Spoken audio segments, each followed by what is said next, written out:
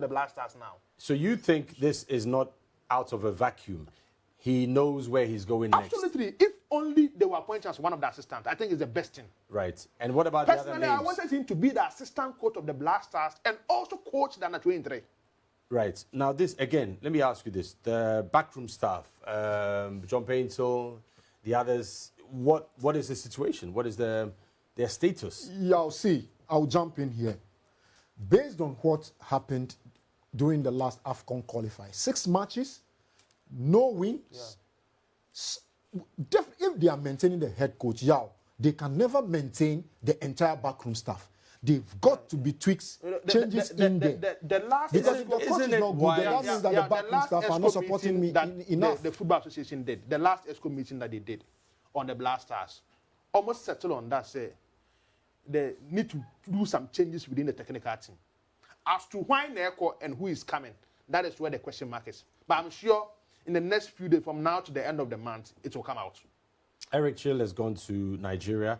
He's taken most of his backroom staff because he knows how to work with them. And the Nigerian said, okay, no problem. But if you fail, you're all going. Absolutely. Rigobert Song is going to Central African Republic. Yeah. Similarly, he's requested that, I want to bring Nana, I want to bring Blackgate because I know their strengths, I know their weaknesses, and they can help me. Yeah, but me personally, I wish the assistant coach for the Blackstars should be Ibrahim Tanko and Lai Kensen. I'm coming to land. But I understand there is one foreign assistant coach who is coming on board.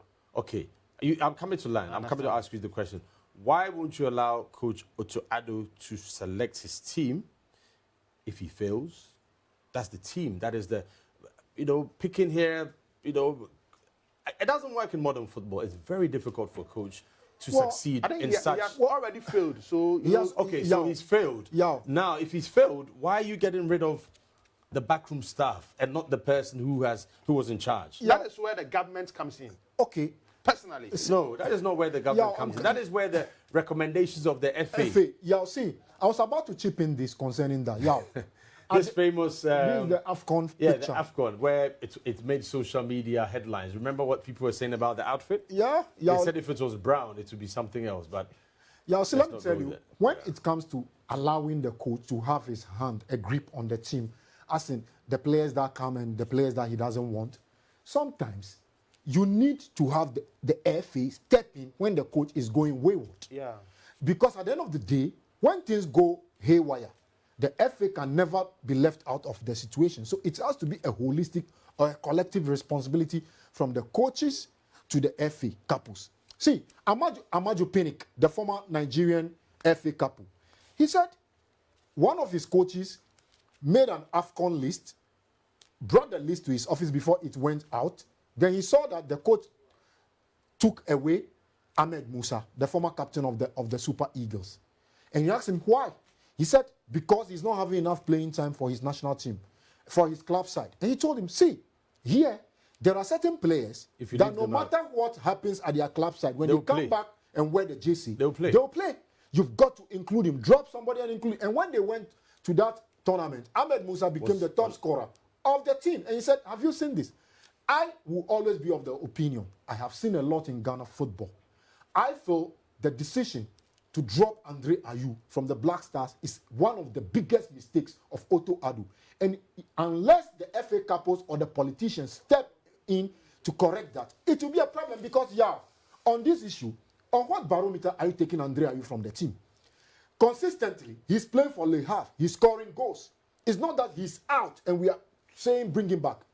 Experience-wise, he's the most experienced. And whenever he's on the pitch, he plays with his heart on his sleeve. So at the time, Coach I don't think we should be sidelining this guy for what reason. But when you guys asked him, he actually said that it's my decision. And that decision is bogus. Hold on. Calm down. It's not about being bogus. If the coach has made a decision which has cost the team, why does the coach not bear the consequences? That's my question.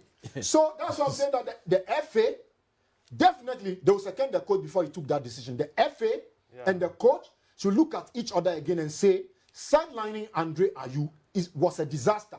See, we say let's give opportunities to the young boys to play. Last 2 weeks, we saw the run from the former captain, Asamoah Gyan. He said Dede Ayew, whenever he's playing, He is serious. He wants to win. My issue here is, it is your decision. Give us the criteria why it is your decision that we understand. Okay. Because the man is playing for his club. He's scoring goals. Why are you dropping him? Let me go back again to ask you this question. This is the same FA who came out with the criteria for the national team coach. And the criteria this coach did not meet, but he was selected. Yes. So are you surprised, therefore, that if Otto Addo takes out Dede Ayew, appoints Kudus, has problems with Jordan Ayew, are you surprised that this FA is also not culpable? Do you leave everything at the doorstep of the coach? No, it's a collective responsibility, and both of them should bear the consequences of their responsibility. And if they refuse for to do taking that, such a decision, then they are doing a disfavor to the country. And then it will continue. Because the national team is a property of Ghanaians, whether they like it or not. Yeah, but they are only there as a few privileged people in higher authority to oversee the day-to-day running of our football. And this guy is a Ghanaian. He has always played for Ghana with his heart on the sleeve. You can't see Andrea, what they are doing. You see, some people are there with the kind of blessing that God gives them. If you touch them, it will affect you, Yao. Good. So when he was there, we were qualifying to AFCON at least. So this when argument, they took him out, we couldn't even win a single game. Yeah, this argument, what you said, but at the AFCON as well, he was there. This argument about But we were at the AFCON. Be not. Let's not be emotional. Let's talk about stats and facts. Okay. There's another issue. You've heard recently about the comments of Nana Odro-Safo, right? Yes. He's a very high-ranking person in football. Yes. But he contradicts what you said. He said they do not owe any explanation or accountability to the larger masses, but only to the football ecosystem. Yeah, to some extent, what you are saying, based on what is on paper when it comes to football, is true. Because it's the clubs that own the FA. Because they vote for who should be there. But at the end of the day, it is the taxpayers' money that is being used, to some extent, to finance the activities of the various national teams. And FIFA or CAF might send subsidies in between the lines. So if the they FA shouldn't is be not arrogant. Yeah, if the FA is not doing it. About they shouldn't be over excessive in arrogance, because at the end of the day, so who checks the failure? We all saw the failure when we lost to Niger at Accra Sports Stadium. See, we those who had the opportunity to be inside that press conference, I was there with him. Journalists spoke. They went to the gutters with the handlers of the FA. It was an eyesore. I've never in my life been to a presser of that sort. The sort of F questions that were thrown around, he was there. They were glaring. It's a no-no. And that's the frustration people can, and I can tell you, God forbid, we all want to be at the next World Cup. If the AFCON didn't work, we have to be at the World Cup. And God forbid, if we should go into the next World Cup qualifier in March, and things fail to go the way it should, something different might happen. This is what I'm trying to ask Blackgate, but he's not getting me. AFCON, more fairly, when to me and qualify, you're not changing anything. Yeah. What guarantees are there that you are going to qualify for the World Cup if you're not making serious changes? So that is why we are all calling for change. And what if the changes don't come? No, when we are coaching even the Togolese national team. And someone is saying that we don't owe you an explanation. We're not accountable. I'm sure talking about the Football Association, not the Blackstars. No, but that's disrespectful to come out at this time when you need to actually rally Ghanaians to support you. I don't think that tone is that's why I was answering your question that, personally, if you are coaching a country like Ghana and you fail to qualify for AFCON, that coach don't need to stay. Only coach who can coach the Blackstars. And the 2 times not buying India, or anything extraordinary. On winning AFCON, on your head. We have gone to the semi-finals of the AFCON. He's in recent times his track record. For you to say we should bring somebody for the 3rd time, it means that person has something extraordinary. Say, you made a mistake once, twice. There's nothing wrong with that. So yeah, sure. But Okasa, this is the man who's qualified Sudan and beaten you here and gotten 4 points from you. There are other coaches who have done beyond what Kosiapia has done. And he's also got the team to qualify for Chan. That's what I'm saying. For 3rd time. Imagine him now, Obia Sudan, Echo AFCON, Omoko Chan. Both. You couldn't do it. Let's give some of the other coaches chance. Me, personally, I've already told you that I'm not really comfortable with the Ghanaian coaches in recent times for them to be head coach. I've already said that. So they are not good enough for me. They are not bad coaches, but they are not good enough for me. To the sense of because young Blackstars, upgrade. They will need upgrade. They will need refresher courses. They need to do something among themselves. Even Pep Guardiola coaching Man City, at least every 2 years they will start calling refresher courses. Eniska. You know, It's a conversation that will continue to be had. Yeah, so talking about the Chan, unfortunately, postponed. you know, the Black Galaxies, right? Yep. Yeah, will not be there. It's been postponed, I believe.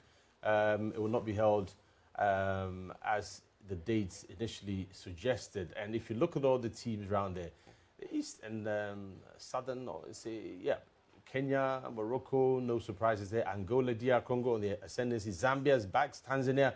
You notice the likes of Tanzania, Madagascar, Mauritania, Zambia, they are now being consistent with qualifying for these competitions. Yeah, it's because their domestic leagues Leadership, right. has been superb over the years. Same with, look at Senegal, Congo, Sudan, yep, Nigeria, they're back.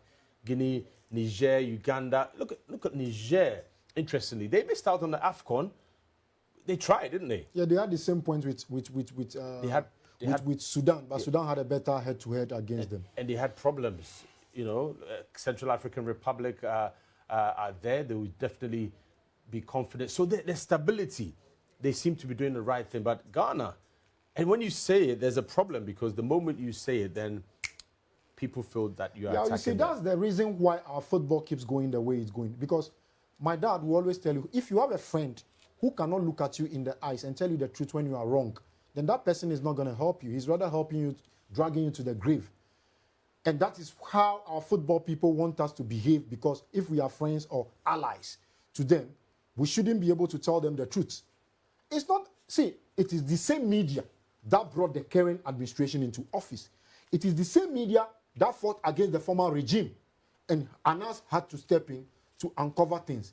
So why are you now behaving as if the media are enemies within? They are not enemies within. If you are doing the right thing, who will come after you? No one will come after you. We all want the best. You are in Ivory Coast. bold, as you can clearly see.